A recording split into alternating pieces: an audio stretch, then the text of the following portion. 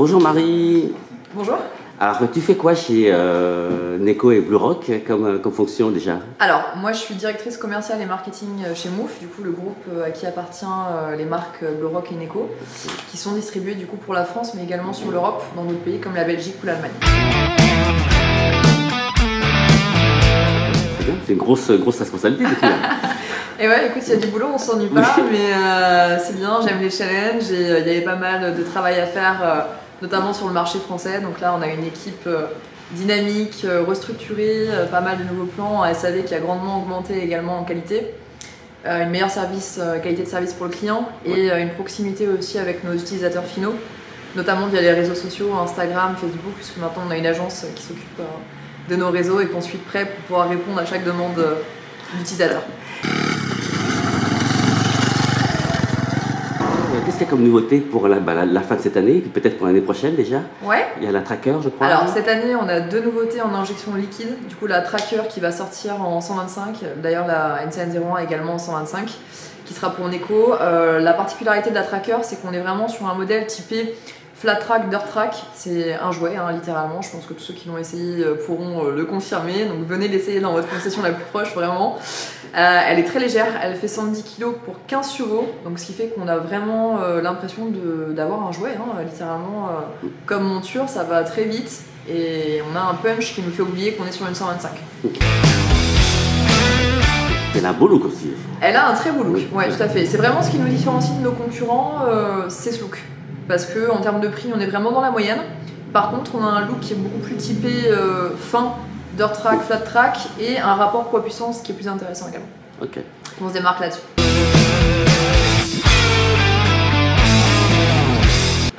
Et donc chez Neko, il y a la nouveauté. Et on a la NCN01 chez Neko, donc c'est un Neo Roadster très sympa avec deux coloris différents. On l'a en gris-orange ou alors gris-jaune fluo, donc un peu peps. Pour les jeunes, ça va bien. 625 qui est également en injection liquide, donc beaucoup de punch, beaucoup de répondants. Elle fait 150 kg, donc un peu plus lourde que la Tracker. On n'est pas tout à fait sur la même utilisation, c'est vraiment un roadster, là, donc on n'est pas sur un look vintage, on est vraiment plutôt sur une utilisation urbaine, un petit peu périphérique, mais un modèle qui passe partout, hein, l'utilisation du roadster de toute façon de base. 125, donc plutôt pour les jeunes. Et pour le coup, on a un grand réservoir de 17 litres qui fait la différence par rapport à nos concurrents, parce qu'on peut aller un peu plus loin quand même, par rapport à des concurrents qui sont plutôt sur du 13 ou 14 litres. La différence entre les deux marques, justement, BlueRock et Neko, c'est quoi? Il y a une qui est un peu plus moderne, apparemment, Neko peut-être? Ouais, oui, exactement. BlueRock, on est vraiment sur des motos, ce qu'on appelle néo-rétro, donc vintage. De base, notre cœur de produit, c'est vraiment ce qu'on appelle des scramblers, donc des motos typées après-guerre des années 40, justement, qui viennent du UK d'ailleurs de base. Triumph se spécialise là-dessus, hein, totalement, mais sur des cylindrées beaucoup plus importantes. C'est pas moins de prix. Exactement, et ça fait quelques années justement qu'on parle pas mal des néo-rétro, bah, il y a le prix aussi forcément, et c'est un petit look sympa, justement, notamment pour une population de plus en plus urbaine, qui a envie d'une petite moto mais qui lui ressemble, qui soit plus une extension de soi-même, plutôt qu'un scooter un peu classique. Des scouts maxi-urbains continuent de cartonner, c'est normal, mais de plus en plus on veut aller sur des petites motos 125 qui sont économiques. Ça coûte beaucoup moins cher en assurance, ça coûte beaucoup moins cher en essence.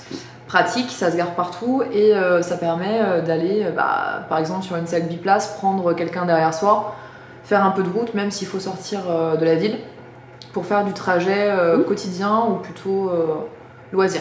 Ouais, c'est bien. Donc BlueRock Vintage. Ok, très bien. C'est pour ça. Et alors, est-ce qu'il y a des... Bon, on a parlé de nouveautés thermiques, est-ce que l'électrique c'est aussi un projet? Parce que maintenant à Paris c'est très difficile. Tout à fait, alors surtout pour Paris, c'est vrai que c'est la première préoccupation, notamment avec le critère et puis toutes les décrets d'Anne Hidalgo, bien sûr, le stationnement payant, tout ça. Il y a également de nouveaux contrôles techniques. L'électrique, ça devient incontournable. On a essayé d'en faire l'année dernière sur des modèles. On n'a pas été satisfait chez Neko ou chez BlueRock d'ailleurs. On veut avoir vraiment une qualité de modèle, mais également de service, et rester à un prix abordable. Ce qui était un peu compliqué hein, sur l'électrique, ça demande quand même beaucoup de recherche et de développement. L'année prochaine, on viendra avec un nouveau modèle sur Neko, sur les scooters.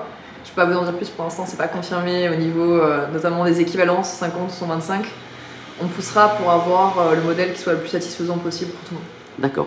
Bah, écoute, c'est rendez-vous pour l'année prochaine. Alors. Exactement, rendez-vous l'année prochaine pour l'électrique et on aura pas mal de nouveautés aussi assez sympas. Ok, bah merci beaucoup. Merci.